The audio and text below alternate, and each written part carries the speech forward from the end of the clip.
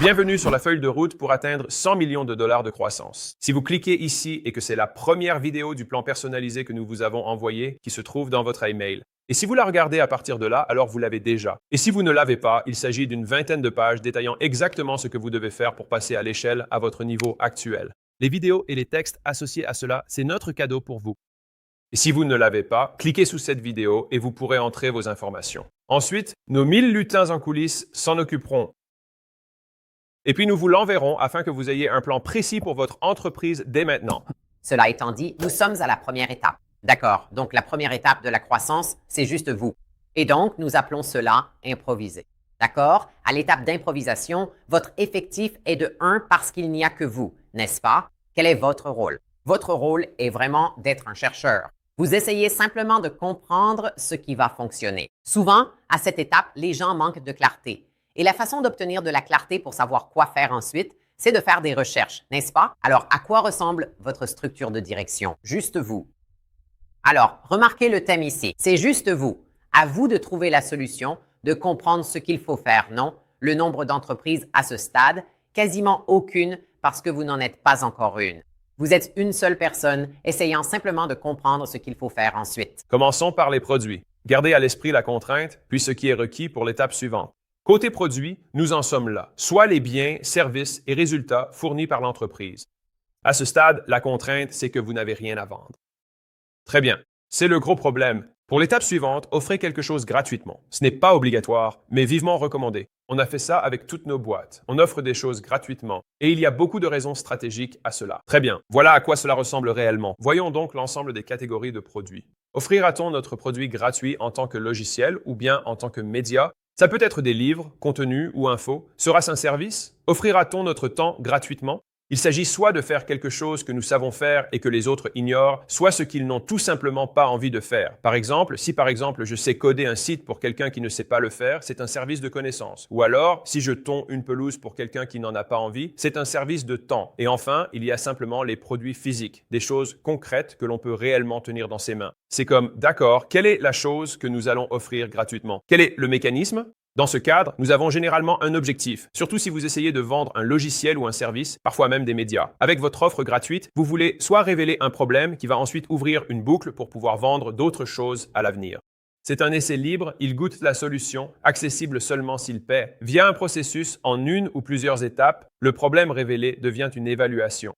Alors, vous allez chez le chiropracteur et il vous dit « Je vais évaluer votre dos, votre posture est déréglée ». Et cela me permet ensuite de vous vendre des services sur le long terme. L'essai gratuit est quelque chose dont on a besoin régulièrement. Disons que je fais un test de vitesse sur votre site web et que je peux montrer que je peux réduire le temps de chargement des pages, ce qui augmente les conversions. Je vous offre 7 jours d'essai pour que vous puissiez constater l'augmentation. Pour garder ces résultats, il faudra continuer à payer pour ça. Et puis, l'étape gratuite d'un processus en plusieurs étapes serait quelque chose comme, au niveau le plus basique, si j'ai une entreprise de scellement de garage, je pourrais dire « Et il y a 3 couches que nous devons appliquer sur le garage. Je vais mettre la première couche. Celle-ci protège simplement du soleil. D'accord, mais il faut aussi protéger contre les termites et le vent, et puis veiller à ce que la couleur soit protégée. Vous dites alors, c'est une première étape, mais il reste ces éléments nécessaires pour que tout fonctionne bien. J'aime aussi avoir ces supports, comme votre serviette, services, produits, accès, risques, fonds, médias, données et logiciels, tout cela se vend. Donc pour les services B2C, si vous débutez, gardez à l'esprit que les gens sont prêts à payer pour éviter ce qu'ils détestent faire. C'est comme si vous faisiez des choses que tout le monde déteste. Vous nettoyez, cuisinez, faites la lessive, tondez la pelouse, bricolez. Des choses que la plupart des gens savent faire, mais n'ont pas envie de faire. Les services B2B sont souvent des tâches que les entreprises ne maîtrisent pas aussi bien que vous. Et donc, pour les fonctions abordées, dans toutes les catégories dont nous parlons, vous agissez en expert spécialisé pour cette chose en particulier. Considérez cela comme un consultant qui s'occupe de tout pour vous, que ce soit dans les domaines du produit, de l'informatique ou du marketing. En gros, à travers toutes les fonctions, le B2B consiste simplement à prendre en charge une partie de l'activité pour quelqu'un d'autre, parce que vous êtes meilleur qu'eux pour ça ou que vous pouvez le faire plus rapidement qu'eux. Ou créer un logiciel qui fait les deux. Oui. Et donc, J'aime réfléchir surtout au début à quelle est la valeur non scalable que je peux apporter à quelqu'un. Je n'ai pas besoin de m'inquiéter de l'échelle parce que actuellement, nous n'avons aucun client et aucun employé, n'est-ce pas? Nous avons juste besoin de leur apporter quelque chose de vraiment précieux. Donc je me demande quel temps en tête-à-tête, quel travail personnalisé puis-je offrir à quelqu'un? À mes propres frais parce que je ne suis peut-être pas encore très bon et simplement obtenir des retours du marché. Et donc notre objectif à ce stade est vraiment d'apprendre plus que de gagner. Je pense que beaucoup de gens se trompent car ils veulent commencer à vendre immédiatement sans aucune expertise ni preuve. Je vous promets que pour votre réputation et selon les meilleurs fondateurs, il faut simplement en apprendre davantage sur vos clients et découvrir toutes leurs difficultés. Ainsi, vous pouvez créer, innover et faire progresser le produit davantage. On en reparle plus loin. Dans notre formation Leads disponible sur le site, le livre Offers vous aide à créer des offres et le chapitre Lead Madness dans 100 mètres Leads approfondit ce sujet. Si vous vous demandez quoi offrir gratuitement, très bien. Donc, la contrainte que nous avions était qu'il n'avait rien à vendre pour passer à l'étape suivante. Vous créez quelque chose que vous offrez gratuitement, puis nous passons au marketing. La fonction suivante est le marketing. C'est ainsi que vous faites connaître votre offre. Au départ, vous n'aviez rien, puis vous avez créé un produit à proposer. Maintenant, dites aux gens que vous avez créé une offre. À ce stade, personne ne connaît votre offre. Vous l'avez créée dans l'ombre, dans un coin, sans que personne ne regarde, n'est-ce pas? Pour la suite, parlez-leur tout simplement de ce que vous proposez. C'est facile car c'est gratuit. Alors parlons aux gens des choses gratuites que nous avons. Il y a plusieurs façons de faire cela. C'est ce que nous appelons le Carrefour. Donc, c'est ainsi qu'on fait connaître le produit que nous avons. À ce stade, ce produit est gratuit, d'accord? Et donc, il y a 4 façons de faire cela. Nous avons la prospection chaude. Nous avons la prospection froide. Publions du contenu gratuit et lançons des publicités payantes. Et ce sont les seules 4 façons de faire connaître vos offres aux autres. Donc, si vous débutez, vous voudrez probablement la méthode la moins chère et la plus rapide, qui sera la prospection chaude. Bien sûr, vous pouvez publier du contenu gratuitement, mais c'est souvent plus long pour démarrer, alors que contacter des personnes qui vous connaissent déjà est bien plus rapide pour commencer, quel que soit le type de produit, au moins pour que les gens l'essaient. Donc, la prospection chaude pourrait ressembler à ceci. Vous contactez les gens par email, vous les appelez, vous leur envoyez des messages, vous les contactez sur les réseaux sociaux. Je dirais que la méthode la plus courante actuellement consiste à contacter des personnes de leur entourage qui les suivent sur les réseaux sociaux, n'est-ce pas? Et donc, la plateforme sur laquelle vous êtes le plus présent est généralement celle par laquelle les gens commencent. Et ils commencent à prendre contact avec les gens pour leur faire connaître. Et quand nous parlons de la plateforme où vous avez le plus de contacts, pour être clair, vous utilisez tous les contacts que vous avez accumulés tout au long de votre vie. Pensez à chaque personne contactée par email, dans votre téléphone ou qui vous suit. Même avec 100 ou 200 abonnés sur Instagram ou Facebook, ce sont des prospects qui savent qui vous êtes et des contacts à très forte affinité. Obtenir 100 prospects froids est bien différent. Par exemple, 100 prospects froids ne suffisent pas, mais 100 personnes qui savent qui vous êtes et qui vous apprécient peuvent lancer votre activité. Et pour vous donner une totale clarté à ce sujet, Alex et moi, quand nous avons chacun lancé notre propre business en solo, le mien en coaching sportif présentiel et le tien en ligne, nous avons tous les deux fait exactement ça. Tu sais, à l'époque, pour moi, je postais sur Facebook. J'ai fait savoir aux gens que je proposais des séances d'entraînement gratuites et grâce à ça, j'ai construit tout un business. Je crois que tu as fait exactement la même chose. Oui. On est pareil. Donc, on a tous les deux fait la même chose et ça a marché. Tout dépend de ta plateforme et d'où se trouve ton audience, même avec seulement 100 personnes. Sans argent, n'aie pas honte. Frappe aux portes, appel, mail, texto ou DM, demande. Les portes qui changent la vie ne s'ouvrent pas d'elles-mêmes. Le point principal est que les gens ne veulent pas solliciter leur entourage pour leur démarche. Ils ne veulent pas faire ce travail parce qu'ils se disent « Oh là là, j'ai entendu dire que je devrais publier du contenu ». Ils s'en servent d'excuses pour éviter leur entourage. Mais en réalité, c'est que tu as peur, tu es gêné ou tu ne veux pas faire le travail par crainte d'être rejeté. Et voilà le truc. Tu dois être prêt à être rejeté à ce stade. Donc, avoir peur de ce que les autres pensent, avoir peur de ce que ta grand-mère ou ta mère va dire, publier du contenu pour partager tes créations gratuitement, c'est ce qui bloque la plupart des gens à cette étape. Ils ont trop peur de promouvoir ce qu'ils ont créé parce qu'ils craignent le jugement des autres.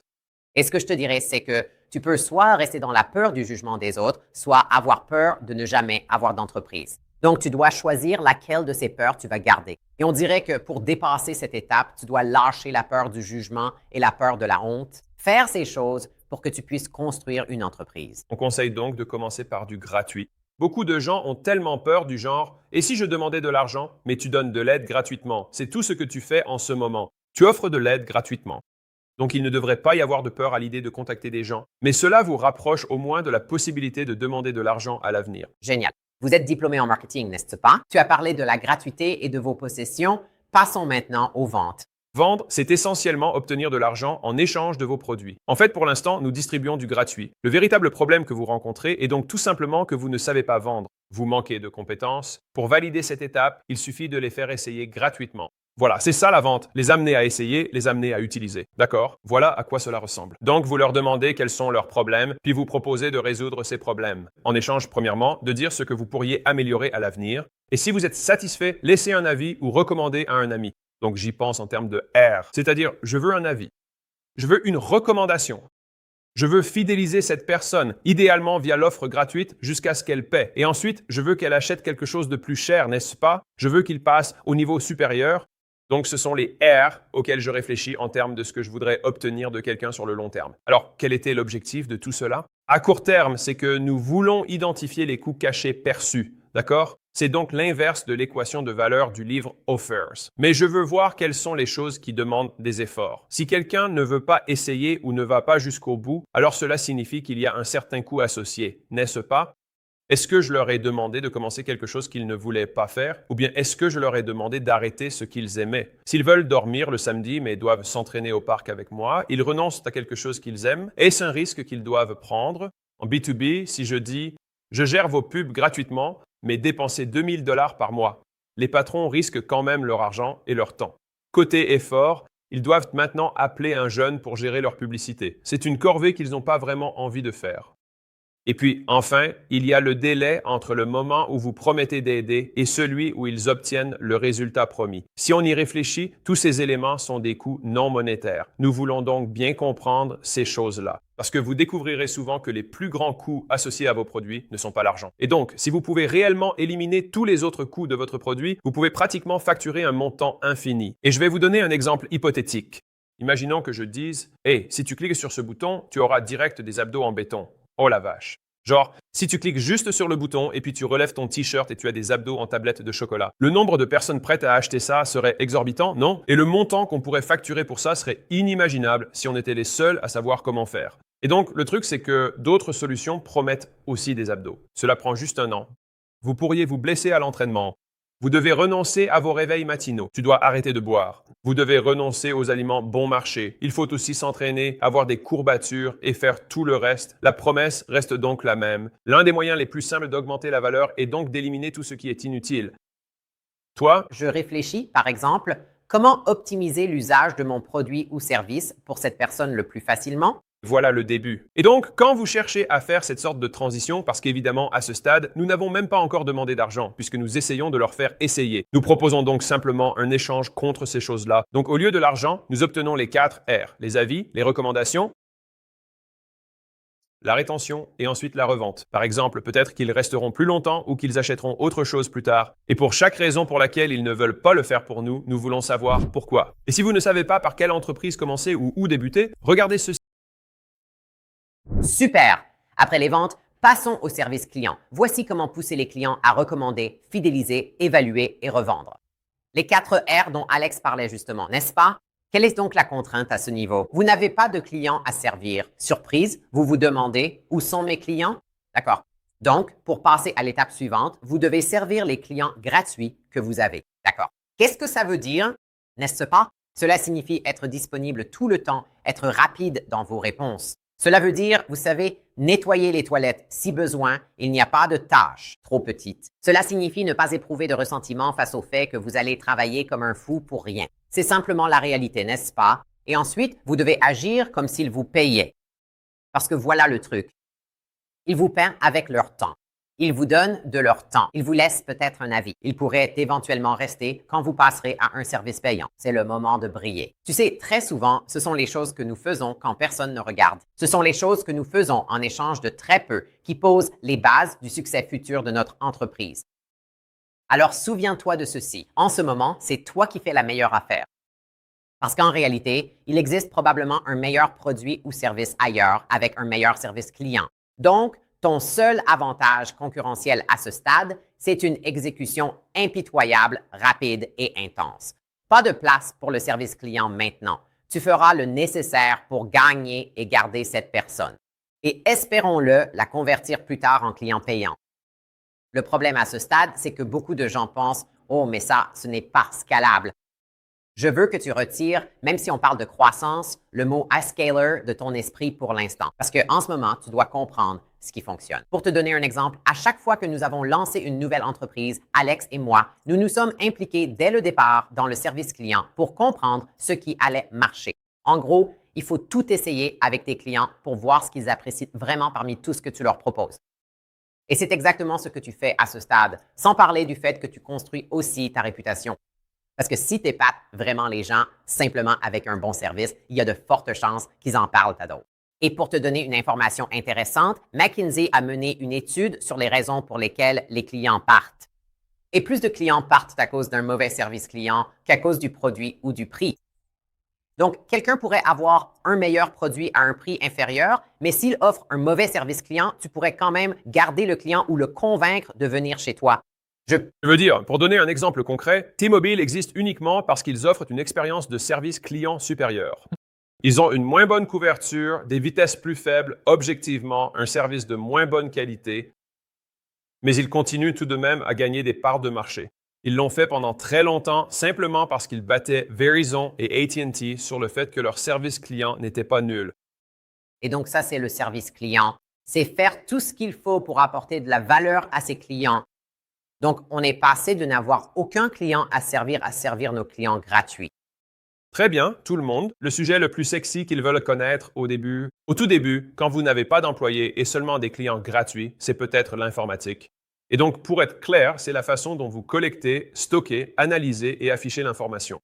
En rassemblant des gens, vous obtenez leurs numéros, leurs emails, vous discutez avec eux et vous leur vendez un produit. Ils vous donnent alors des retours. Tout cela, c'est de l'information. Si vous n'avez aucun moyen de la collecter, de la stocker, de l'analyser et de l'afficher, ça va être compliqué. Très bien. Et donc, voici la contrainte. Au tout début, rappelez-vous que c'est le niveau 0, c'est que vous n'avez aucun matériel. Alors, pour l'étape suivante, économisez et achetez votre matériel. Certains d'entre vous, si vous regardez ceci en ce moment, le font au Pakistan sur un ordinateur public. C'est très bien. Mais l'endroit où vous voulez être est là où vous économisez pour acheter du matériel. Si vous en avez déjà chez vous ou que vous regardez ceci sur votre téléphone, vous avez déjà dépassé ce niveau. Je tenais simplement à être très clair sur ce point. Comme Léla et moi l'avons dit, certains ont déjà 2 ou 3 étapes d'avance, c'est super. Mais on voulait vraiment repartir de 0 jusqu'au sommet pour n'oublier personne. Alors, voici à quoi cela ressemble. Donc, votre technologie n'a besoin de faire que 2 choses. C'est le résultat de la technologie. D'abord, elle doit aider à communiquer pour la pub et la vente. Vous devez parler aux gens car ils ont l'argent et ensuite livrer votre produit. Donc, peu importe ce que vous avez, vous devez être capable de le livrer. Donc, s'il s'agit d'un produit physique, alors vous devez avoir le matériel nécessaire pour le livrer. Si vous proposez un service et que vous tondez des pelouses, alors il vous faut une tondeuse à gazon, n'est-ce pas? Si vous êtes maquilleuse, alors il vous faut une trousse de maquillage avec les pinceaux, les couleurs et tout le reste qu'elles utilisent. Et si vous êtes développeur, alors il vous suffit d'un ordinateur, d'une connexion Internet et de votre clavier pour pouvoir travailler. Une chaise confortable si besoin, pour 10 heures assis par jour, très bien. L'idée est que vous avez besoin de 2 choses, un moyen de communiquer avec les gens et aussi un moyen de livrer votre produit. Donc cela étant dit, au départ, vous n'aviez aucune technologie. Et maintenant, vous passez à l'étape supérieure en obtenant un ordinateur, une connexion Internet, un micro, un téléphone et un email. Et donc, nous passons au recrutement. Le recrutement, c'est la façon dont vous trouvez et embauchez des personnes pour travailler dans votre entreprise. À ce stade, en réalité, vous ne savez pas encore comment travailler. D'accord. Pour passer à l'étape suivante, vous vous recrutez pour travailler. D'accord. Alors, qu'est-ce que ça veut dire? C'est travailler tôt le matin et tard le soir, apprendre à faire des efforts parce que souvent, vous pouvez dépasser 99% des gens. Juste en exécutant mieux que les autres, alors. À ce stade, beaucoup se demandent qui recruter ou externaliser. Écoutez, notre première entreprise fut un succès. Après l'avoir développée jusqu'à 100 millions de dollars puis vendue, nous sommes repartis de 0. Et quand nous avons recommencé, nous n'avions aucun employé. Au début, Alex et moi n'avons pas cherché à embaucher 17 personnes d'abord. Je me suis lancé directement, je fais l'informatique, le service client et les ressources humaines pour l'instant. Je me suis dit, c'est cool, je dois me surpasser maintenant pour tout bâtir de 0. Personne n'est trop bon pour cette étape. Soyez celui qui travaille le plus dur, peu importe votre passé, que vous ayez gagné 6 chiffres ou n'ayez jamais travaillé. En réalité, la plupart des gens n'ont pas de capacité de travail. Ils ne comprennent pas ce que signifie travailler dur. C'est souvent ce qui les limite. Ils se disent « je me lève, je prends mon café, je commence à 10 heures et je continue jusqu'au dîner vers 17 heures. » Écoutez, en réalité, pour faire décoller tout ça, vous devrez peut-être vous lever à 5 heures du matin et travailler jusqu'à 23 heures ou minuit. Et c'est peut-être le sacrifice que vous devrez faire pendant 6 à 12 mois. Il y a 8 ans. Oui, enfin, ou alors vous pouvez faire comme nous et le faire pour toujours, non? Mais le point, c'est que très souvent, la raison pour laquelle les gens n'arrivent généralement pas à dépasser ce niveau, c'est parce qu'ils ne parviennent pas à se recruter eux-mêmes pour développer la capacité de travail nécessaire pour atteindre le niveau supérieur. Je n'arrive pas à croire que tu m'aies autant cité quand tu as fait cette diapositive. C'est très gentil de ta part. Donc, je vais lire les citations que Leila a choisies de moi, à savoir « Tu peux battre 99% des gens en te préparant la veille, en arrivant tôt, en ne partant que lorsque le travail est bien fait, en te souvenant des prénoms des gens, en faisant des suivis et en améliorant une chose à la fois. Il ne s'agit pas d'être sophistiqué. Faire les bases, c'est ce qui te fait toujours progresser. C'est la clé pour passer à l'étape suivante. Si tu es prêt à travailler dur, essuyer des refus et vivre modestement 3 ans, tu peux battre tout le monde. Tu battras 99% des gens en persévérant sans gain immédiat. » La plupart de cette phase consiste donc à investir dès maintenant. Tu investis beaucoup de temps et d'argent sans voir de résultats, car en ce moment même, l'actif, c'est toi. Tu dois t'améliorer pour que cela se répercute ensuite sur l'entreprise afin qu'elle puisse se développer. Et pour vous donner une idée, quand on construisait notre première entreprise, on dormait dans des hôtels longue durée. On se réveillait à 4 heures du matin. Tous les jours, on travaillait jusqu'à 23 heures. Tous les jours, chaque nuit, je m'agitais, je me réveillais au milieu de la nuit en pensant à mon entreprise.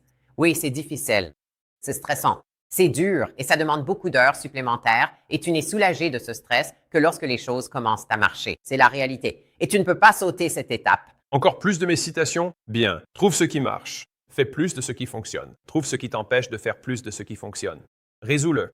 Fais plus de ce qui marche, répète, et tu peux devenir assez bon en presque tout avec 20 heures de travail concentré. Beaucoup passent 10 ans à repousser la première heure. Et cette dernière, je pense qu'elle est vraiment cruciale, car beaucoup de ces compétences peuvent s'apprendre en 20 heures environ. Et là, tu te dis, 20 heures? Oui, c'est une demi-semaine. C'est si tu travailles seulement le matin. Si tu travailles 2 jours pleins à 10 heures par jour, tu peux apprendre rapidement. Mais la plupart des gens repoussent ça pendant des années. Alors sois prêt à affronter et à accepter le fait que tu es nul. C'est normal. Et tu es exactement dans la même situation que tous ceux qui ont commencé de zéro.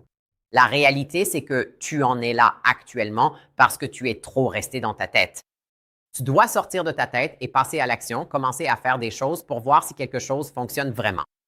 En réalité, vous apprendrez davantage en 10 heures de tests pratiques qu'en 10 ans de lecture théorique. Et voilà, c'est le recrutement. C'est ainsi qu'on recrute des personnes pour votre entreprise.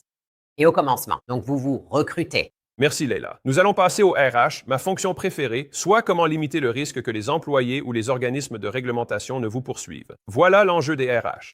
Certains me rejetteront peut-être sur ce point et ils auront tort. À ce stade, la contrainte de votre service RH est que vos biens personnels et votre crédit ne sont pas protégés. Et donc, voici l'avocat qui vous retient votre argent et vous vous dites « Oh non, c'est moi ». Je suis en train de tout perdre. Alors, pour passer à l'étape suivante, créons une entité commerciale pour séparer vos biens personnels de l'entreprise. Érigeons ce mur protégeant vos affaires des personnes qui pourraient s'en emparer. Voici à quoi cela ressemble concrètement. Aux États-Unis, la plupart des entreprises sont des LLC ou des S-Corp. Si vous avez des investisseurs, vous avez sûrement une C-Corp et cette vidéo ne vous concerne pas. Sinon, allez voir un avocat ou utilisez un outil comme LegalZoom pour créer votre structure vous-même. Ça vous coûte quelques centaines de dollars. C'est tout. C'est tout pour l'instant. C'est très simple. Si vous débutez, prenez une LLC pour protéger vos biens personnels de l'entreprise. C'est là où nous en étions. C'est ce que nous avons fait. Et maintenant, nous passons à la finance. À ce stade, on définit la finance comme la façon de déclarer et gérer son argent. La contrainte ici, c'est que votre argent personnel et celui de votre entreprise se confondent. En fait, à ce stade, vous ne savez peut-être même pas qu'il y a une différence entre les deux. Oui, à l'avenir, il y en aura une. C'est ça. Donc, pour passer à l'étape suivante, vous devez ouvrir un compte bancaire professionnel, y déposer de l'argent et déduire les frais de démarrage pour économiser sur les impôts. Il vous suffit d'aller dans une banque comme une banque locale. Choisissez une banque commerciale selon votre préférence. Déposez-y les fonds nécessaires pour régler vos frais professionnels depuis ce compte. Ensuite, déduisez bien vos dépenses de démarrage pour réduire vos impôts. Sachez donc bien que si vos dépenses sont payées depuis votre compte personnel au lieu de votre compte professionnel, vous ne pourrez absolument pas les déduire. Vous trouvez peut-être actuellement les impôts complexes. Par le passé, vous en récupériez sans doute en tant que salarié ou si vous ne touchiez aucun revenu. Maintenant, vous allez devoir payer l'IRS parce que vous gagnez de l'argent. Bienvenue dans le monde des entrepreneurs où vous devez payer les gens chaque année car vous avez gagné de l'argent et contribué à l'économie. Et je vais simplement rebondir là-dessus. Si vous débutez, l'une des raisons financières les plus intelligentes, voire même la plus solide, de créer une entreprise. Et pour ce qui est de réellement s'incorporer, c'est que si vous tentez de lancer une entreprise. Alors, l'intégralité des coûts associés à l'activité peuvent être déduits. En contexte, ça veut dire que vous avez probablement un téléphone portable. Maintenant, si votre téléphone portable est utilisé pour le travail et pour un usage personnel, mais que vous l'utilisez principalement pour le travail, je vais vous faire confiance là-dessus, alors vous pourriez le faire passer par votre LLC. Donc, tout à coup, ce que vous payez avec de l'argent après impôt provenant de votre revenu personnel, vous pouvez l'utiliser comme une déduction fiscale. Ainsi, cet argent est exonéré d'impôt. Il est donc déduit avant imposition. Il en va de même pour votre ordinateur comme pour le matériel informatique dont nous avons parlé plus tôt. Dans la section Finances, ici, nous pouvons déduire tout ce matériel que nous avons dû acheter. Le fournisseur d'accès à Internet que vous utilisez, peut-être avez-vous dû le mettre à niveau pour effectuer certains types de travaux. Si vous travaillez à domicile, vous pouvez déduire une partie des frais de votre maison, tant que vous délimitez clairement que c'est l'espace de bureau dans lequel vous travaillez exclusivement, ce en quoi je vous fais confiance. Si vous faites cela, alors vous pouvez déduire une partie de votre loyer. Donc, vous pouvez immédiatement augmenter votre richesse en récupérant des dépenses que vous payez actuellement à 100% de votre poche. Et vous avez sûrement une capacité excédentaire. Vous n'utilisez pas 100% de votre Internet ou de votre ordinateur à titre personnel. Eh bien, on pourrait utiliser tout le reste et déduire tout ça de vos revenus. Vous pouvez donc devenir plus riche simplement en lançant une entreprise. Même sans avoir gagné un premier dollar, vous allez simplement économiser sur ce que l'État cherche à vous prendre. Il faut faire ça maintenant avant de grossir. Si vous payez des frais personnels non déductibles avec un compte professionnel, tout cela sera bien plus difficile à corriger après. Alors, ça semble être une galère d'aller à la banque et d'ouvrir un nouveau compte maintenant. Mais je vous promets, il vaut mieux le faire maintenant, même avant de gagner beaucoup d'argent, que de le faire plus tard. En fait, je vais vous montrer, vous n'avez besoin que de 2 cartes. Mes numéros sont masqués, rassurez-vous. Vous avez besoin de 2 cartes et d'une carte professionnelle. Vous avez besoin d'une carte perso. Avant de payer, je me pose la question, perso ou pro? Et vous utilisez simplement l'une ou l'autre de vos 2 cartes bancaires selon la situation. C'est très simple de l'installer. Vos outils de travail peuvent compenser vos revenus réguliers en les passant en charge. Ce que beaucoup d'entre vous ignorent peut-être, c'est que beaucoup de banques veulent votre clientèle et vont vous inciter à faire affaire avec elle. Et donc, Chase Total Checking offre un bonus de 300 $ pour l'ouverture d'un compte avec dépôt direct dans les 90 premiers jours. Chez PNC Virtual Wallet, ils proposent même jusqu'à 400 $ de bonus. Nous, le compte Smartly offre un bonus jusqu'à 400 $. Donc, les banques, je souhaite que vous ouvriez vos comptes chez eux. Fin de l'histoire. Vous êtes leurs clients. Ils proposent donc des programmes qui vous incitent à déposer votre argent dans leur banque. Pour vous montrer aussi que c'est une motivation pour eux, c'est une motivation pour vous. En vous demandant votre gain, vous gagnez 300 ou 400 $. Servez-vous-en pour attirer des clients qui ne vous rapportent rien. Ces banques proposent des cartes dès 500 $ pour vous aider à commencer à vous constituer un crédit. On suppose que vous partez de zéro. Avec un revenu ou une carte, votre limite sera plus élevée. Mais on voulait couvrir le cas où l'on commence vraiment à zéro. Et je parlais à quelqu'un l'autre jour et il me disait qu'il avait trouvé une statistique concernant la création de nouvelles entreprises. Mais aujourd'hui, il ne faut en moyenne que 3 500 $ pour lancer une petite entreprise, tout compris. Et donc, c'est nettement moins. Maintenant, faites bien attention car ceci est destiné à une personne qui n'a rien. Mais cela signifie essentiellement Internet, ordinateur portable, téléphone, peut-être 1 ou 2 logiciels de base qui coûtent quelques centaines de dollars par mois. C'est tout. C'est ce que ça coûte en moyenne aujourd'hui pour lancer une entreprise. Vous n'avez pas 3 500 $? Suivez ces étapes pour économiser sur vos impôts. C'est super. Gagnons des primes. Voici la carte. Bâtissez votre historique sur vos achats avec 1 ou 2% de remise. C'est très avantageux. Là, si vous n'arrivez pas à bien vous gérer, vous avez sûrement des problèmes plus profonds à régler. Sans même parler d'acquérir des clients. Tu ne peux même pas contrôler tes dépenses, c'est vrai. Mais si tu arrives à faire le minimum, tu peux t'en sortir assez vite. Super. On passe de l'argent perso et celui de l'entreprise à l'ouverture d'un compte pro. Déposez-y des fonds et déduisez vos dépenses. Et donc, en résumé, si vous avez oublié tout ce dont nous venons de parler au niveau 0, le gros problème, c'est qu'il ne se passe rien. Vous n'avez même pas encore d'entreprise. Donc, pour passer à l'étape suivante, vous faites essayer vos produits gratuitement à des gens. Voilà. Et donc, avec ça, nous sommes maintenant passés de l'improvisation à la monétisation, qui est la première étape. Parce que nous avons commencé à zéro, parce que nous n'avons même pas encore d'entreprise, et la monétisation va permettre de franchir le seuil pour devenir officiellement une entreprise. Et très rapidement, les gars, si vous venez de terminer ceci et que vous êtes vraiment au niveau zéro, vous réfléchissez à quelle entreprise lancer. Je suis copropriétaire d'une entreprise appelée schoolschool.com et nous aidons des milliers, enfin maintenant des dizaines de milliers de personnes à lancer leur première entreprise en ligne. C'est l'un des moyens les plus simples de se lancer dans les affaires. Il n'y a pas de stock. Vous n'avez pas besoin de recruter. Vous n'avez presque aucun risque financier au départ. Pas de location, ni de bail de 5 ans, pas besoin d'acheter de tondeuse. C'est un business très peu coûteux à lancer. Actuellement, 54,1% des gens le font. Lancez une communauté payante sur School, une plateforme pour créer des groupes en ligne et partager simplement vos passions avec les autres. Vous invitez vos amis ou même vos ennemis, peu importe. Et ils vous paient en gros pour avoir accès comme dans une boîte de nuit. Restez à la porte, ils valident le ticket, vous organisez une fête à l'intérieur. Tout le monde parle de ses goûts. En tant qu'hôte, vous recevez le paiement et les honneurs, même sans en être forcément l'âme. C'est l'un des modèles les plus simples et évolutifs pour débuter. Vous pouvez donc commencer totalement gratuitement et c'est un essai gratuit. À l'intérieur, nos formations pratiques détaillent précisément quoi faire pour ce business spécifique. Si vous hésitez sur quel projet lancer, c'est le point de départ idéal. Cliquez sur le bouton École ci-dessous. Sous cette vidéo, c'est gratuit et sinon, on se retrouve dans la prochaine vidéo.